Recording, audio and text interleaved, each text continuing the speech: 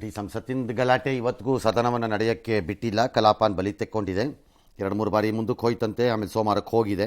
ಸೋಮವಾರನೂ ಏನಾಗುತ್ತೋ ಬಿಡುತ್ತೋ, ಸಭಾಧ್ಯಕ್ಷರು ಚೇರ್ಮನ್ ಸಭಾಪತಿಗಳೆಲ್ಲ ಸಭೆ ನಡೆಸ್ತಾ ಇದ್ದಾರೆ ವಿಪಕ್ಷಗಳ ಜೊತೆ. ಅದೇನು ವರ್ಕೌಟ್ ಆಗ್ತಿಲ್ಲ.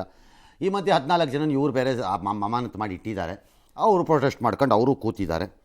ಸರಿ ಆಯಿತು. ಪ್ರಹ್ಲಾದ್ ಜೋಶಿ ಅವರು ಎಲ್ಲ ನಾವು ನಿಯಮ ಎಲ್ಲ ಪಾಲನೆ ಮಾಡಿದ್ದೀವಲ್ಲ ಸ್ಪೀಕರ್ ಹೇಳಿದ ಪ್ರಕಾರದಲ್ಲಿ. ಈಗ ಸದ್ಯಕ್ಕೆ ಕೋರ್ಟಲ್ಲಿದೆ ಈ ಮ್ಯಾಟ್ರು, ಉನ್ನತ ಮಟ್ಟದ ತನಿಖೆ ಮಾಡೋಣ ಅಂತದ್ದು. ಅಲ್ಲಿಗೆ ಅಮಿತ್ ಶಾ ಅವರೇನೋ ಹೇಳಿಕೆ ಕೊಡಲ್ಲ ಅನ್ನೋ ಥರ. ಅವರವರು ನನಗೆ ನಾನು ಹೇಳಿದ್ದು ಸರಿ, ಅದನ್ನೇ ಒಪ್ಕೊಳ್ಬೇಕು ಅನ್ನೋ, ನೀವು ಒಪ್ಕೊಳ್ಳಿ ಅನ್ನೋ ಮನೋಸ್ಥಿತಿಯಲ್ಲೋ ಅನ್ನೋ ಎರಡೂ ಕಡೆಯಿಂದ ಬಂದಾದ ಮೇಲೆ ನೀವು ಏನು ಹೇಳಂಗೆ ಹಂಗೆ ನಡೆಸ್ಕೊಂಡು ಹೋಗಿ ಅಷ್ಟೇ. ಇನ್ನೇನು ಹೇಳೋಣ? ಡಿಮಾಂಡ್ ಮಾಡೋಂಗೆ ಯಾರು ಏನು ಕೇಳಂಗಿಲ್ಲ ಅಂತ. ಇಲ್ಲ ನೀವು ಕೇಳಂಗಿಲ್ಲ, ಇಲ್ಲ ನಾನು ಅದನ್ನೇ ಕೇಳ್ತಿರ್ತೀನಿ 3 ಹೊತ್ತುವೆ ಅಂತ ಇವರು ಈ ಕಡೆಯಿಂದ ಉತ್ತರ ಸಿಗಲ್ಲ. ಹೀಗೆ ಆದಾಗ ಹೀಗೆ ನಡ್ಕೊಂಡು ಹೋಗುತ್ತೆ. ಯಾರ ಮನೆ ದುಡ್ಡು? ನಿಮ್ಮ ಮನೆ ದುಡ್ಡಾ?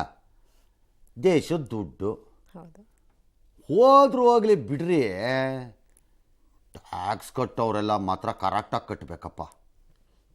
ಮುಲಾಜಿಲ್ದರೆ ಕಟ್ಟಬೇಕು. ಕಟ್ಟದ ಇದ್ರೆ ಅಷ್ಟೇ ಕಾದಿದೆ ನಿಮ್ಮ ಮನೆಗೆ. ಆಮೇಲೆ ಬೆಳಗ್ಗೆ ಕೇಳೋ ರೈಟ್ಸ್ ಇಲ್ಲ.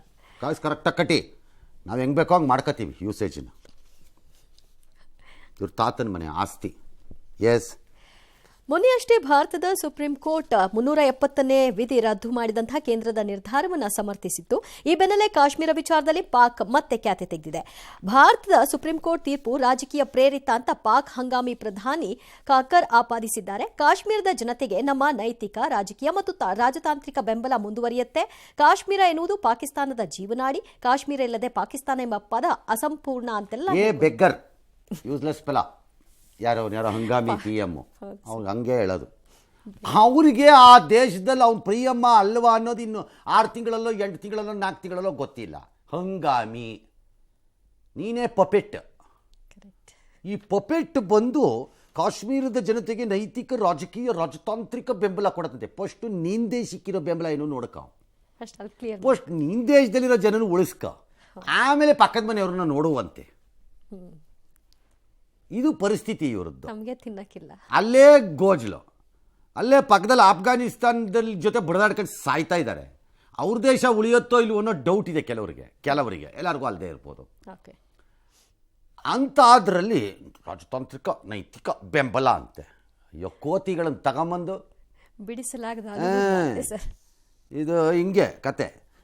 ಏನು ದೊಡ್ಡ ಇದ್ರ ಥರ ಅನುಬಂಧ ಬಿಡಿಸಲಾಗದ್ದಂತೆ. ಬಿಡಿಸಲಾಗದ್ದಲ್ಲ, ನಿಮಗೆ ತಗಲ್ಕೊಳಕ್ಕೆ ಬಿಟ್ಟಿದ್ದು ನಮ್ಮ ತಪ್ಪು. ಈಗ ನಾವೇ ಬಿಡಿಸ್ಬೇಕು, ಬೇರೆ ದಾರಿ ಇಲ್ಲ ಅಷ್ಟೇ. ಸರಿ, ಹೈಕೋರ್ಟ್ ನಿನ್ನೆ ಗರಂ ಆಗಿತ್ತು ಬೆಳಗಾವಿಯ ಮಹಿಳೆ ವಿವಸ್ತ್ರಗೊಳಿಸಿದ ವಿಚಾರದಲ್ಲಿ. ನಾನು ಕಂಡು ಕೇಳರಿಯದ ರೀತಿ ಅದು ಆಗಿದ್ದಿದ್ದು ಅಂತ ರಾತ್ರಿ ನಿನ್ನೆ ಮಾತಾಡ್ತಾ ಇದ್ವಿ. ಇವತ್ತು ದಿಲ್ಲಿನಲ್ಲಿ ಸಂಸತ್ ಆವರಣದ ಗಾಂಧೀಜಿ ಪ್ರತಿಮೆ ಬಳಿ ಬಿಜೆಪಿ ಸಂಸದರು, ರಾಜ್ಯ ಬಿಜೆಪಿ ಪ್ರತಿಭಟನೆ ಮಾಡಿದ್ದಾರೆ. ಸಿದ್ದರಾಮಯ್ಯ ಸರ್ಕಾರ ಮೌನ ವಹಿಸಿದೆ ಅಂತ ಶೋಭಾ ಕರಂದ್ಲಾಜೆ ಆಕ್ರೋಶ. ತೇಜಸ್ವಿ ಸೂರ್ಯ ಮಹಿಳೆಯರ ರಕ್ಷಣೆಯೇ ಇಲ್ಲ ಇಲ್ಲಿ ಅಂತೆಲ್ಲ. ಹಾಗಾಗಿ ನಾಳೆ ಮಹಿಳಾ ಸಂಸದರ ನಿಯೋಗ ಬಿಜೆಪಿದೇನು ಬೆಳಗಾವಿಗೆ ಬರುತ್ತಂತೆ. ರಾಷ್ಟ್ರೀಯ ಮಹಿಳಾ ಆಯೋಗ ಈಗ ಎಚ್ಚೆತ್ಕೊಂಡು ಘಟನೆಯನ್ನು ತೀವ್ರವಾಗಿ ಖಂಡಿಸಿದೆಯಂತೆ. ಏನು ಮಾಡ್ತಿದ್ರಂತೆ ಇಲ್ಲಿವರೆಗೂ ಅವರು? ಕೋರ್ಟ್ ಹೇಳಬೇಕಿತ್ತಲ್ಲ ಸರ್. ಸರಿ, ರಾಜ್ಯನೂ ಅಷ್ಟೇ, ರಾಜಸ್ಥಾನೂ ಅಷ್ಟೇ. ಏನು ಮಾಡ್ತಿದ್ರಂತೆ? ನೀವೇನು ಮಾಡ್ತಿದ್ರಿ? ಸ್ವಂತ ತಿಳುವಳಿಕೆ ಬೇಡ, ಬ್ಯುಸಿ ಇದ್ದರು ಪಾಪ.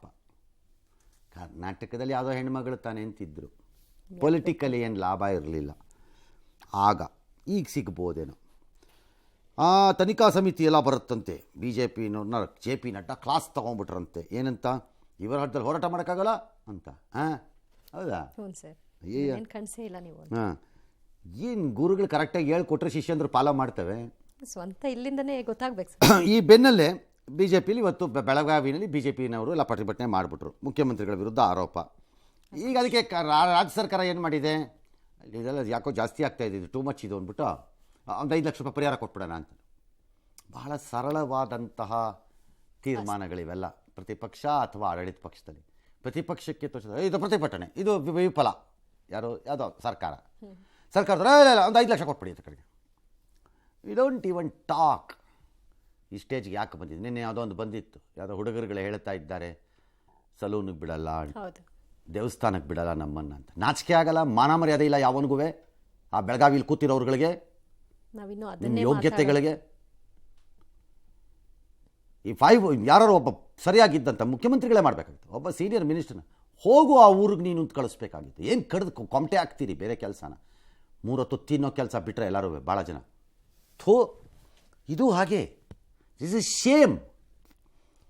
Shem just on ruling party are Congress ಅರೆ ಇದು ಅಂತಲ್ಲ, ಬಿ ಜೆ ಪಿ ಅಂತಲ್ಲ. ಇದು shame on our system in society. ಇದು ಥಾಟ್ ಪ್ರಾಸೆಸ್ಸಲ್ಲಿ ಅದು ಬಿಟ್ಟರು ಇವರು 5 ಲಕ್ಷ ಕೊಡ್ತಾರಂತೆ, ಅವ್ನು ಪ್ರೊಟೆಸ್ಟ್ ಮಾಡ್ಬಿಡೋದಂತೆ. ಹೋಗಿರೋ ಮರ್ಯಾದೆ, ಆಗಿರೋ ಮುಜುಗರ ಸರಿಯಾಗಿದೆ.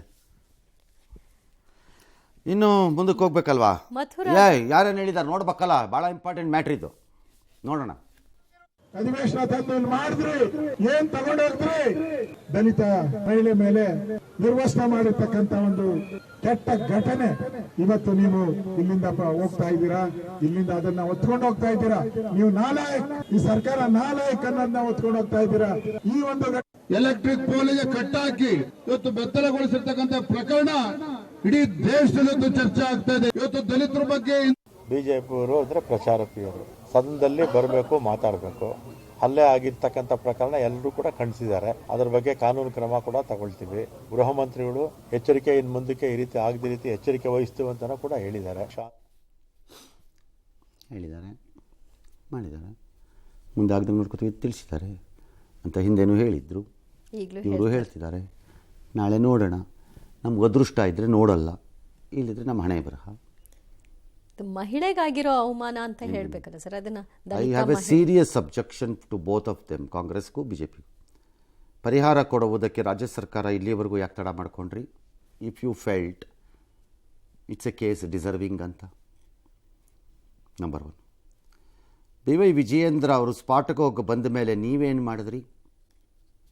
ನೀವು ಸ್ಪಾಟ್ಗಂತೂ ಹೋಗಿದ್ರಲ್ಲಪ್ಪ, ಹಾಸ್ಪಿಟ್ಲಿಗೋ ಊರಿಗೋ ಎಲ್ಲೋ ಹೋಗಿ ಬಂದ್ರಿ ಇವರು, ಕರೆಕ್ಟ್? ಹೋಗಿ ಬಂದ್ರಲ್ಲ ಇವರು.